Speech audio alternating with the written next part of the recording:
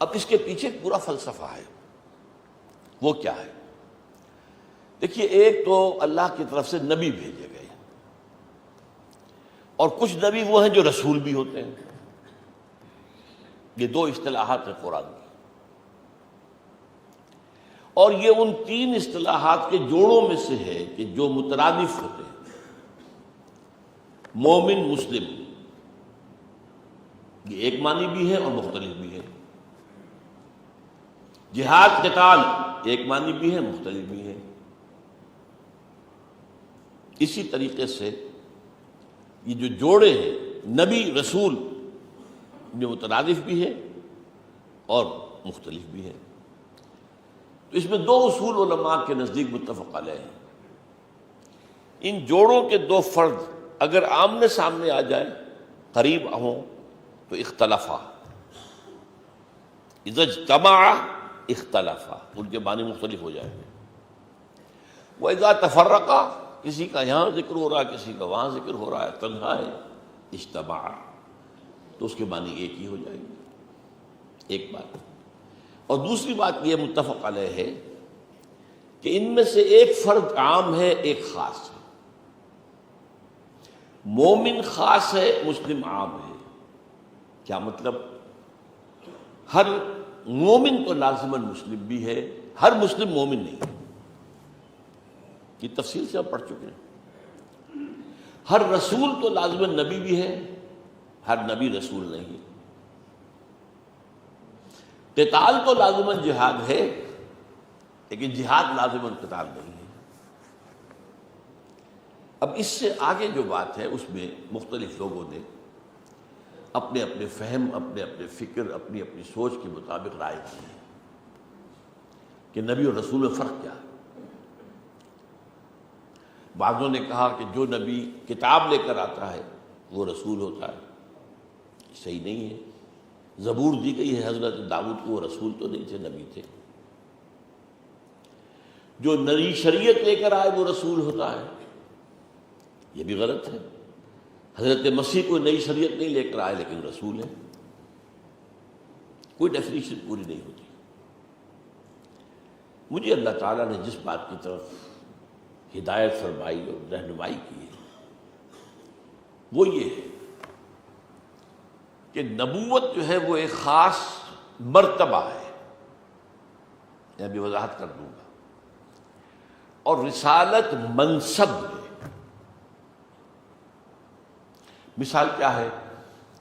آپ کے ہاں سول سروس کے کارڈرز ہیں، یہ سی ایس پی ہے، یہ پی سی ایس ہے. ٹھیک، وہ جو سی ایس پی ہے وہ ساری عمر سی ایس پی رہے گا، یہ اس کا مرتبہ ہے. البتہ کبھی وہ کہیں ڈی سی لگا ہوا ہوگا، کہیں کمشنر لگا ہوا ہوگا، کہیں سیکریٹری ہوگا، سینٹرل گورنمنٹ میں یا پروونشل میں. سی ایس پی تو ہے لیکن اس کے منصب بدل سکتے ہیں. منصب کی حیثیت سے یہ ڈپٹی کمشنر ہے، کارڈر کی حیثیت سے یہ سی ایس پی ہے. ایک کارڈر پی سی ایس کا ہے، اس سے نیچے ہے، وہ جو بھی ہے وہ پی سی ایس ہی رہے گا. پروونشل سول سروس یہ درجہ دوم کی ہے. اب یہ پی سی ایس والا جو ہے کہیں تحصیلدار لگا ہوا ہے، کہیں افسر مال لگا ہوا ہے، کہیں افسر خزانہ لگا ہوا ہے، لیکن سی ایس میں وہ پی سی ایس تو ہے نا. تو نبوت جو ہے وہ کارڈر ہے، وہ مرتبہ ہے، اور رسالت منصب ہے، اپوائنٹمنٹ ہے. جب کوئی نبی کسی خاص مقام، کسی خاص قوم کی طرف بھیج دیا جائے تو وہ اب رسول ہو جاتا ہے. نبی کا لفظ بنا ہے نبا، ان سے خبر دینے والا، وہ نبی ہے. غیب کی خبریں دیتا ہے، اللہ اسے وحی بھیجتا ہے، وہ لوگوں تک پہنچاتا ہے. یہ خبر دینے والا. اور رسول جو ہے بھیجا ہوا، اسے کہیں بھیجا جاتا ہے پیغام دے کر.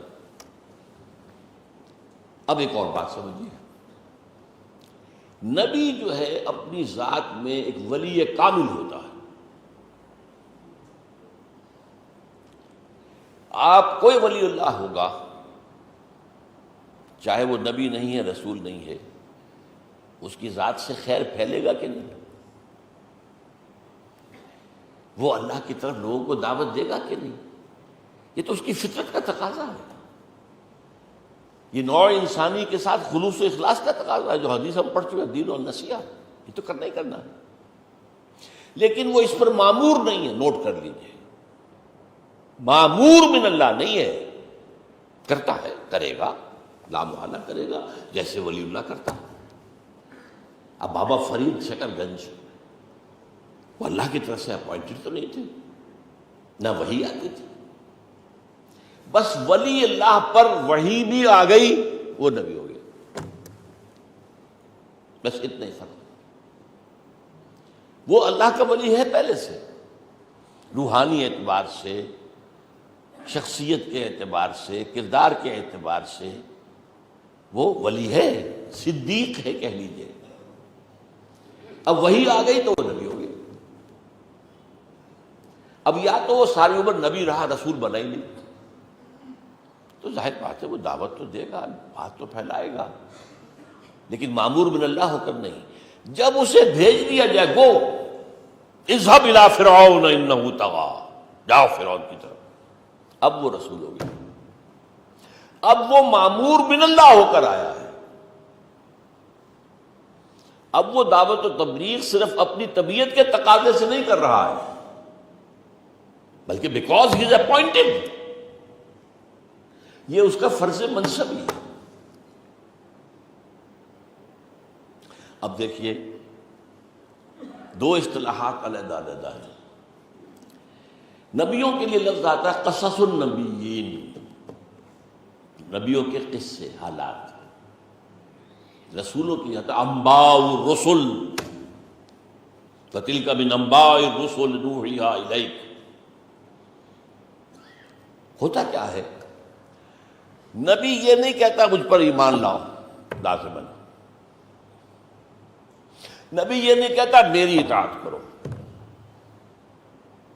رسول کہتا مجھ پر ایمان لاؤ اور میری اطاعت کرو۔ ان اعبدوا اللہ واطیعون، اللہ کی عبادت کرو اور میری اطاعت کرو۔ نبی نہیں کہتا یہ، وہ اپوائنٹڈ ہے ہی نہیں۔ بڑا عظیم فرق ہے۔ اب قرآن مجید میں حضرت یوسف کا قصہ ہے، کیا انہوں نے فرعون سے یہ کہا کہ پہلے مجھ پر ایمان لاؤ پھر میں تمہارا ساتھ دوں گا؟ خدمت خلق کے جذبے سے انہوں نے کام کیا۔ ظاہر بات ہے کہ خواب تو ان کی ایمان نہیں لائی تھی ان پر، نہ انہوں نے مطالبہ کیا۔ ہاں دعوت انہوں نے جیل میں بھی دی، اپنے دو جیل کے قیدیوں کے ساتھیوں کو دعوت دی کہ نہیں دی؟ ان سے بھی یہ نہیں کہا مجھ پر ایمان لاؤ اور میری اطاعت کرو۔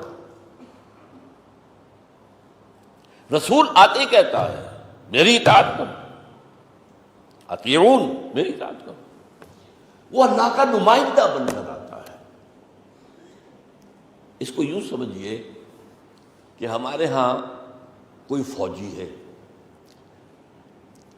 اگر تو وہ سویلین کلوتھ لباس میں پھر رہا ہے، تو اگر کسی نے اس کے خلاف کوئی اقدام کیا تو اس کی جرم کی نوعیت کچھ اور ہوگی جیسے عام شہری کے معاملے میں ہوتی ہے۔ And if he is in uniform, اور اگر تب آپ نے اس پر حملہ کیا تو حکومت کے خلاف بغاوت ہے۔ سمجھ گئے اس بات؟ فرق ہو گیا۔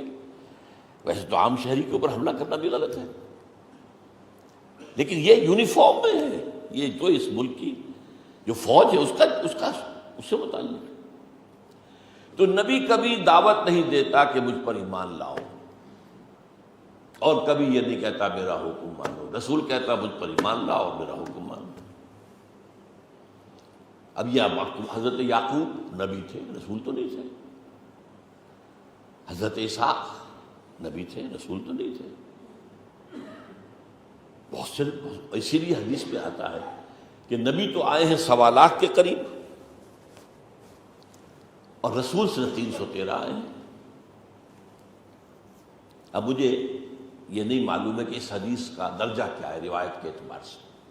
ویسے آج کل ایک مضمون کے سلسلے میں تحقیق کروا رہا ہوں، تخریج کروا رہا ہوں ان احادیث کی، لیکن مشہور ہے کہ نبی 1.25 لاکھ آئے، اور یہ عدد ملتا ہے اس عدد سے کہ جو آخری حج میں حضور کے سامنے بیٹھے تھے 1.25 لاکھ، اور رسول 313 تھے، یہ عدد ہے اصحاب بدر کا۔ واللہ عالم، نبی بہت آئے۔ اچھا، رسول جب کسی قوم کی طرف آ گیا، اگر نبی کی بات نہیں مانی کوئی بات نہیں، نبی فوت ہو جائے گا، اس پر جو لوگ بھی اس کی دعوت و اصلاح سے مستفید ہو جائیں گے وہ اپنی عاقبت سنوار لیں گے۔ لیکن یہ نہیں ہے کہ اگر اس قوم نے مانا نہیں تو قوم ہلاک کر دی جائے، یہ نہیں۔ رسول کو اگر نہ مانا جائے جبکہ رسول اتمام حجت کر دے، اپنی دعوت کے ذریعے سے، اپنے پیغام کے ذریعے سے، اپنے عمل کے ذریعے سے حجت قائم کر دے لوگوں پر، اور اب اگر لوگ نہیں مانتے تو وہ ختم کر دیے جاتے ہیں۔ عذاب الہی، اس لیے انباء الرسل کہا گیا، رسولوں کی بڑی بڑی خبریں، بڑی بڑی خبریں، بڑی بڑی خبریں، پوری پوری قومیں ہلاک ہوئی۔ اب آپ قرآن پڑھتے ہیں کتنی مرتبہ قوم نوح، قوم ہود، قوم صالح، قوم شعیب، قوم لوط، آل فرعون، ان 6 کا ذکر تکرار کے ساتھ آتا ہے۔ ان کی طرف رسول بھیجے گئے، انہوں نے انکار کیا، وہ ہلاک کر دیے۔ منہم من اغرقنا، ان میں سے بعض کو ہم نے غرق کر دیا۔ قوم نوح غرق کر دی گئی، آل فرعون غرق کر دیے گئے۔ ومنہم من ارسلنا الیہم حاصبا، ایسے بھی جن کے اوپر تیز جھکڑ ہوا بھیج دی گئی، ایسے بھی ہیں جن کو زلزلہ آ گیا اور بستیاں تلپٹ ہو گئی۔ لیکن اس کو کہتے ہیں عذاب استیصال، استیصال اصل سے، الف سے، اصل کہتے ہیں جڑ کو، استیصال ہوتا ہے کسی شے کو جڑ سے اکھاڑ دینا۔ اگر آپ نے کسی پودے کو اوپر سے کاٹ دیا تو شاید وہ پھر دوبارہ اس میں پتے نکل آئے، پھر شاخیں آ جائیں۔ جڑ سے اکھیڑ دے گا، قومیں جڑ سے اکھاڑی جاتی ہیں۔ لیکن کب؟ جب رسول آ گیا۔ نبیوں کی آمد پر ایسا نہیں ہوتا، یہ فرق ذہن میں رکھا آپ نے۔ اچھا، اب دیکھیے بہت بڑی مثال جو ہے قرآن مجید میں، 2 شخصیتیں ہم عصر ہیں، حضرت یحییٰ، حضرت عیسیٰ۔ سورہ آل عمران میں دونوں کا ذکر آیا ہے ساتھ ساتھ۔ حضرت یحییٰ کی جو اللہ نے مدح کی ہے اس میں آخری لفظ کیا ہے؟ نبیم من الصالحین۔ حضرت عیسیٰ کی جہاں مدح ہوئی رسولا الی بنی اسرائیل، اب یہ اجتماع تفرقہ، جب یہ ایک جگہ دونوں آ گئے تو ان کے مفہوم جدا ہوئے۔ حضرت یحییٰ کا سر قلم کر دیا،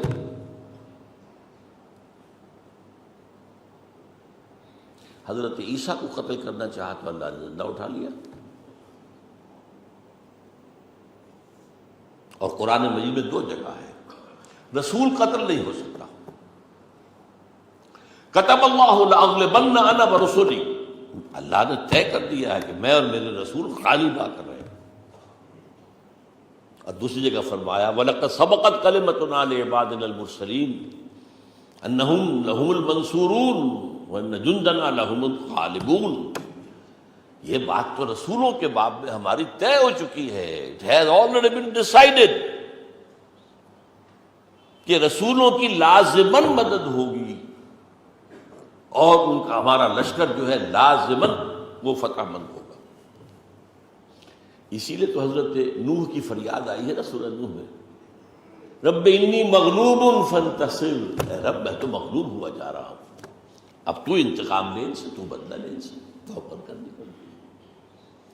البتہ یہ ہے کہ قرآن مجید میں بعض مقامات پر قتل کا لفظ جو ہے رسولوں کے ساتھ بھی آیا ہے، لیکن وہاں میرے نزدیک رسول نبی کی جگہ آیا، اور اسی لیے میں نے تمہید باندھی تھی کہ نبی اور رسول جو ہے یہ ایک دوسرے کی جگہ پر یہ الفاظ استعمال ہو سکتے ہیں۔ اب نوٹ کیجئے، حضور کو جو بھیجا اللہ تعالیٰ نے تو 2 بعثتیں تھی آپ کی۔ ایک اصل بعثت تھی الی الامیین، هو الذی بعث فی الامیین رسولا منہم، حضور بھی انہی میں سے تھے. ان پڑھ قوم تھی قریش جو ہے، پڑھے لکھے لوگ تو نہیں تھے، نہ ان کے پاس کوئی کتاب تھی، آسمانی کتاب بھی نہیں تھی، کچھ بھی نہیں تھی. اصل بعثت ان کی طرف ہے. ثانیاً پوری نوع انسانی کی طرف ہے. اللہ کافۃ للناس بشیرا و نذیرا. سمجھ گئے آپ؟ اب میری بات اور سمجھیے، اس میں اختلاف ہو سکتا ہے. حضور سے مشابہ ترین رسول جو ہے وہ حضرت موسیٰ ہے علیہ الصلوۃ والسلام. صاحب کتاب، صاحب کتاب، صاحب شریعت، صاحب شریعت، صاحب ہجرت، صاحب ہجرت. تو حضرت موسیٰ کی بھی دو بعثتیں تھیں. ایک تھی آل فرعون، ایمان لاؤ مجھ پر، نہیں مانا، برباد کر دیے گئے، غرق کر دیے گئے. خود یہودیوں کے لیے آپ کی حیثیت نبی کی تھی. یہودی نافرمانی کرتے رہے، سزا نہیں دی گئی. اس سے بڑی بات کیا ہوگی کہ جب حکم ہوا اب قتال کرو، اب جنگ کرو، کوڑا جواب فَذَهَبْ وَرَبُّكَ فَقَاتِلَا إِنَّا هَاهُنَا قَاعِدُونَ. جاؤ تم اور تمہارا رب جنگ کرو، اب تو یہیں بیٹھے. اتنی بیزاری طاری ہوئی حضرت موسیٰ پر. رب انی لا املک الا نفسی واخی فافرق بیننا و بین القوم الفاسقین. پروردگار مجھے تو اپنی جان کا اختیار ہے یا اپنے بھائی ہارون کی جان کا اختیار ہے. باقی 6 لاکھ کے مجمع میں صرف 2 آدمی نکلے. جوشوا جس کو ہم کہتے ہیں یوشع بن نون، وہ بائبل میں جوشوا کہلاتا ہے، اور کالب بن یفنہ. تو اب 4 آدمی تو جنگ نہیں کر سکتے تھے، لیکن سزا تو نہیں دی. ایک سزا دی گئی، کیا؟ ختم کرنے کی نہیں، استیصال نہیں، بلکہ 40 سال تک اس ارض مقدس سے محروم رہیں گے اور اسی صحرا میں بھٹکتے پھریں گے. انہی 40 سالوں کے دوران حضرت موسیٰ کا انتقال ہو گیا، حضرت ہارون کا بھی ہو گیا. تو یہ جو فرق ہے اس کو ذہن میں رکھیے. رسول جس کی طرف آئے، اب امیین کی طرف حضور آئے، primarily, secondarily for the whole of humanity. اب امیین پر ان کی زبان میں کتاب نازل ہو گئی، باقی ہیومینٹی کی زبان میں تو قرآن نازل نہیں ہوا. امیین کے لیے کوئی مغایرت نہیں تھی کہ کوئی غیر ہے، اجنبی ہے، یہ ہے کون، کہاں سے آ گیا؟ انہی میں سے تھے. هو الذی بعث فی الامیین رسولا منہم. دوسروں کے لیے ظاہر بات ہے کہ حضور اجنبی تھے، دوسری قوم کے آدمی تھے. تو اتمام میں حجت اصلاً ہوئی ہے امیین پر. اب اگر امیین نے نہیں مانا تو وہ مستحق ہو گئے تھے عذاب استیصال کے، کہ اب ان کو جڑ سے اکھیڑ دیا.